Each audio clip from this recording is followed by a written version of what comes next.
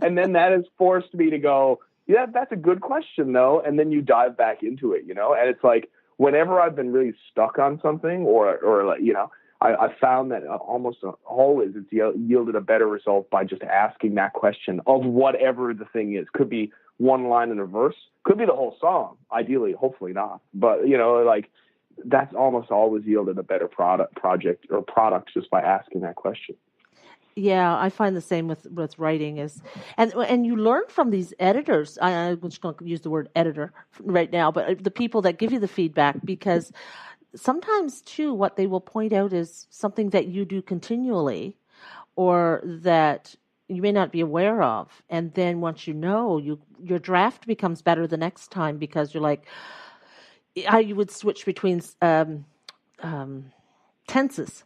That's just something I would do. I'd be like all was and then all is, you know what I mean? And I knew it because I was drafting. It was fast. So then, after doing that a few times in things and getting that feedback, now when I write a draft, I know it. So before they see it, I go back and I start looking for this. And then I'll tell them, I have a habit of doing this, so watch for it. So it becomes, more of a collaboration. And I've used different people for different work.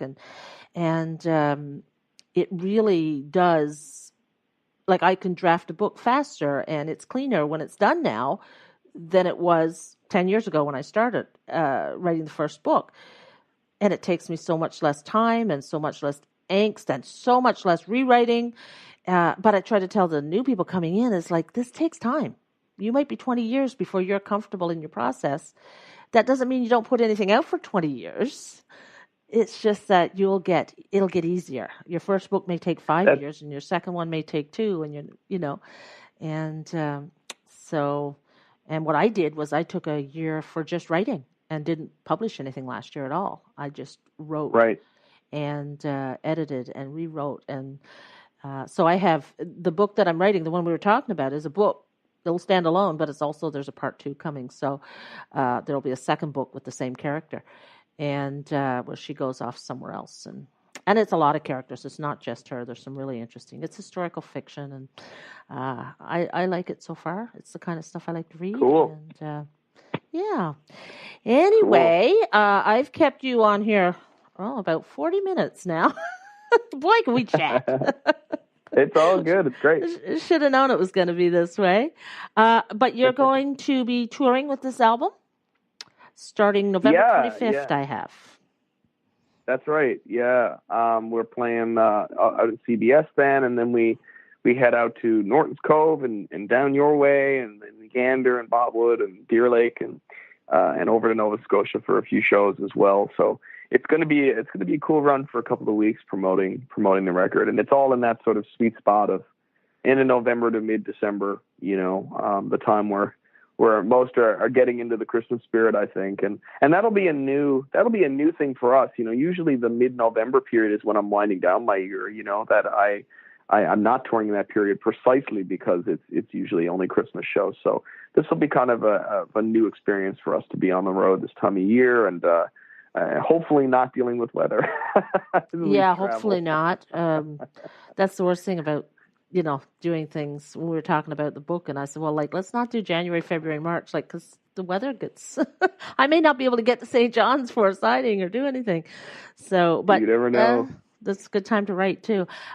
So you're here in Lewisport, November 30th. So right around those dates, you'll be in Central. You said Botwood, Gander. So that's good. We'll have lots of shows in this area. And you are ianfoster.ca, and it's you and Nancy Hynes. Can't forget Nancy. Yeah. Yeah, no. And it's worth noting too, because we didn't get really a chance to talk about this during the sort of describing the record, but the record is indeed Ian Foster and Nancy Hynes, A Week in December. That's the title. And it's a dual billing because, as I said from the start, Nancy was heavily involved in this one in the conceptual phase of sort of what the record would be. And of course, Nancy, anyone, listening who's been to a show probably knows Nancy as the person singing harmonies on my songs for many albums, actually starting with The Evening Light, the song that Calendar is on that you were talking about. But all the records since then as well, she's been singing harmonies on. But this one, she really steps out out from the harmony mic and onto the lead vocal mic. And there's several songs that are just her, and there's several songs that are kind of 50-50 duets, trading verses, that sort of thing. So it really made sense that this be called what it is, because it is a true duo record in that way. I did notice that, it's both of you on that album, and I'm really looking forward to it. I love her voice, beautiful harmonies, but I think she's probably done a solo song maybe here and there as well, or I've heard more than harmony from her somewhere on the line. She's You're fantastic. Totally right, actually. Yeah. It actually, I should say, it began really when we were in Europe last year. We did 35 shows together. And I think that, I've toured a lot solo, and then certain smaller runs Nancy has come on with me in the past, but that was definitely the longest and most rigorous tour we'd ever done as a duo. And over the course of that tour, obviously the shows, evolved and got tighter and cooler to us in certain ways, because we're playing so often. We could try new things constantly and all that stuff. But there was a couple of songs, particularly one called The Dark Sea, which I wrote for a record back in 2009. And another singer sings it on that record. The excellent Melanie O'Brien actually sings it on that album. But we started having Nancy do it, which is just an a cappella vocal song. And so we started having her do it on that tour, and it just became one of the consistent highlights of the night, was this, great a cappella piece done by Nancy, who was just singing harmonies throughout the whole show. So it really stood out that, she would step behind the mic for that one piece. And in some ways, looking back now, I think that was part of the impetus too, that should be like, there should be more of this. There should be more trade-off, and it would make for a really cool element to the show. And so yeah, I'm pretty sure she would have done that when we were at Citadel House last time, maybe. So you probably heard her sing that one there. And you'll hear a lot more of her in the end of November. Wonderful. Yeah, I think at Citadel House she did sing. I either that or I dreamt it, and I'm thinking she should be singing. Either is possible, but no, I like that. She has a beautiful voice, and it adds it adds a different texture to the show. It's just your voices blend beautifully, and I am looking forward to this Christmas album. I buy a Christmas album and a Christmas movie, actual physical movie, not just on Netflix thing, every single year. That's one of my Christmas traditions. So I start with, cool. December 1st, and I start going to shows, and I buy one album. I may buy more, but I pick one album that I'm going to get, and I pick one movie that I'm going to get. And so I have a nice collection, and my music this year will be this a week in December. That will be my 2018 choice. So I am looking forward to it.